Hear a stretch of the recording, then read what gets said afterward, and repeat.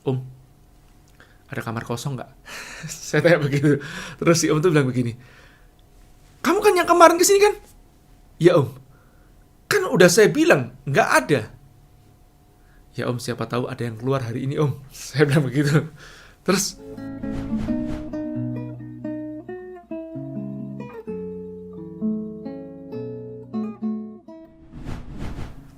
tahun 92, beberapa hari setelah saya menginjakkan kaki saya di Surabaya, saya tiba-tiba diusir oleh kakak kos atau pengelola kosan di tempat saya. Waktu itu beliau bertanya seperti gini, Dek, sebentar, loh kamu tuh kuliah di mana? Bukan ITS ya? Bukan mas. Di mana kamu? Di ITATS. Mungkin Anda nggak pernah dengar mungkin. Saya kuliah tuh di mana? ITATS, Institut Teknologi Aditama Surabaya. Nah, kalau dulu sering disebut namanya swastanya ITS. Sebagian ada yang ngeledek juga ngomong esok turu anturu sarjana.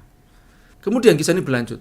Loh, aku kirain kamu itu kuliah di ITS. Oh enggak mas, kakakku yang di ITS. Jadi kebetulan kakak saya memang kuliah di ITS pada saat itu. Terus kemudian mencarikan saya kosan. Nah, saya diletakkan di rumah kos itu. Terus beliau bilang begini, wah ya nggak bisa nih dek, ini khusus anak-anak ITS nih. Kamu harus cari kos nih di luar, nggak bisa di sini. Waduh, mas, wah tapi sekarang kan susah banget mas. Aku minta waktu mas ya untuk cari kos. Ya sudahlah, segera ya. Nah sudah, saya itu kalau udah seperti itu, saya itu rasanya udah nggak enak banget gitu loh.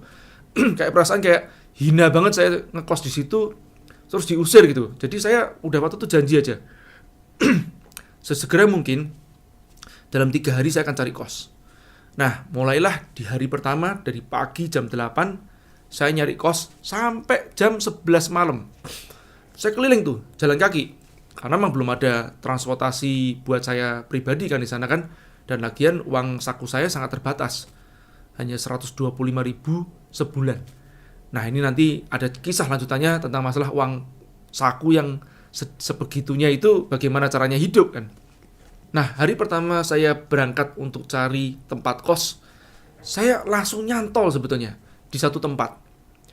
Namanya Abadi Surya. Jadi di depan kosan itu ada toko stationery namanya Abadi Surya. Di belakangnya itu kos-kosan. Sampingnya ada Bang Panin, sampingnya ada Narutama. Jadi diapit kanan kiri. Sampai di situ saya sempat lihat sebentar gitu kan. Terus wah saya struck gitu kan. Terus saya tanya kepada si Om yang punya rumah kos. Saya tanya begini, Om, ada kamar kosong nggak Om? Terus Om itu bilang begini, ya kamu hari gini kamu nyari kosan. 3 bulan yang lalu juga udah penuh di book.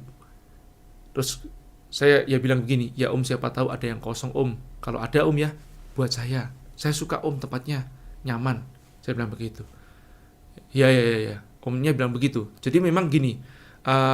Waktu saya masuk itu kan berarti kan sudah mulai hampir matrikulasi kan atau ospek lah ya sebetulnya. Jadi sudah bisa dipastikan bahwa tempat kos sekitar kampus itu jelas ya sudah full. Lah itu kosannya itu di Jalan Raya Arif Rahman Hakim, yang kampus saya juga di Jalan Arif Rahman Hakim. Jadi cuma tinggal jalan kaki itu kira-kira 5 menit 10 menit lah itu sudah sampai. Oke. Saya cari keliling tempatnya lain. Permasalahannya adalah semakin jauh dan nggak benar-benar murah banget. Termasuk juga mungkin di luar budget saya pada saat itu.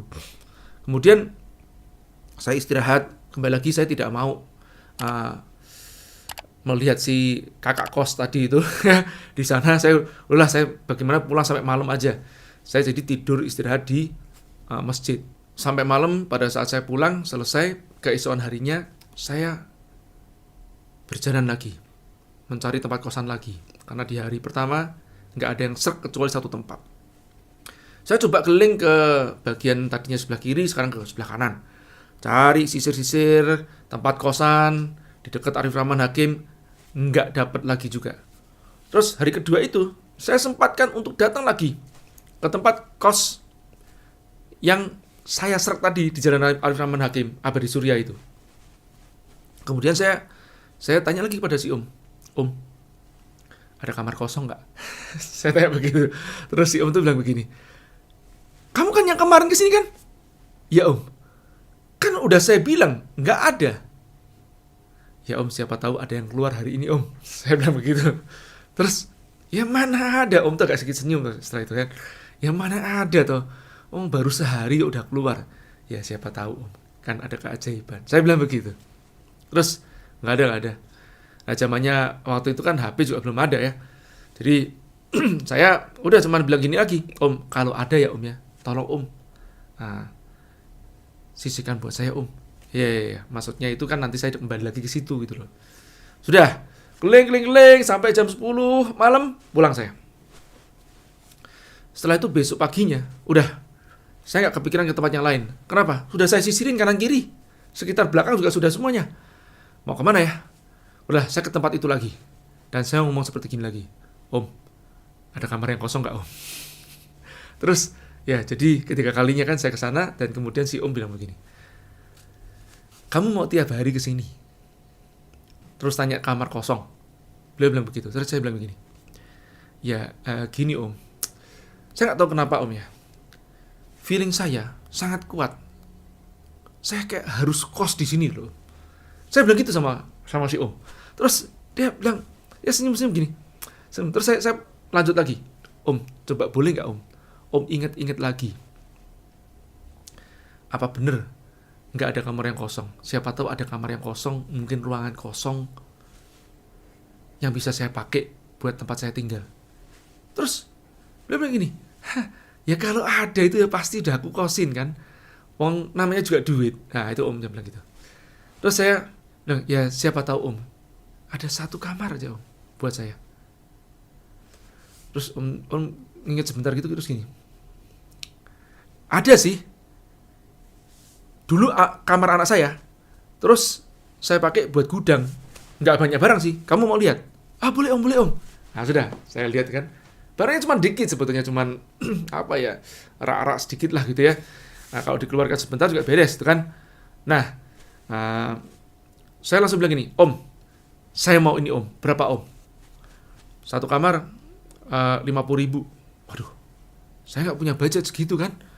Kalau berdua om, kalau berdua ya 60.000. Jadi satu kamar berdua, kalau 60.000 berarti 30.000 per orang.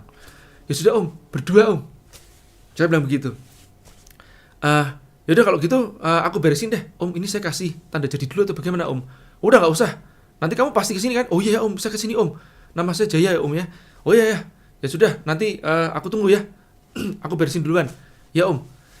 Nah sudah, saya hari itu juga saya masuk. Nah saya teringat nih 30.000. Terus saya harus cari teman satu kamar siapa ini. Nah saya teringat kawan saya ada waktu itu yang barusan kenal sih, bukan kawan banget nih. Namanya Iwan. Dia lagi cari tempat kos. Kakaknya ada kosannya di deket kampus saya. Saya datang itu di tempat kakak kosnya. Mbak Ika namanya. Mbak, Iwan sudah dapat kos. Oh belum, Mbak, aku dapat kosan Mbak. Saya bilang begitu. Nah, jadi akhirnya si Iwan ini menjadi teman kos saya pertama kali, anak Tuban. Saya kos di situ, sudah pindah hari itu juga. Saya angkat barang-barang yang seneng saya. Kenapa? Nggak lihat si muka emas yang ngusir saya tadi itu kan. Jadi saya gengsi banget gitu kan. Nah, tempat kosan itu tidak hanya menjadi tempat kos yang pertama saya, tapi menjadi tempat kos yang terakhir saya. Sempat memang kan, saya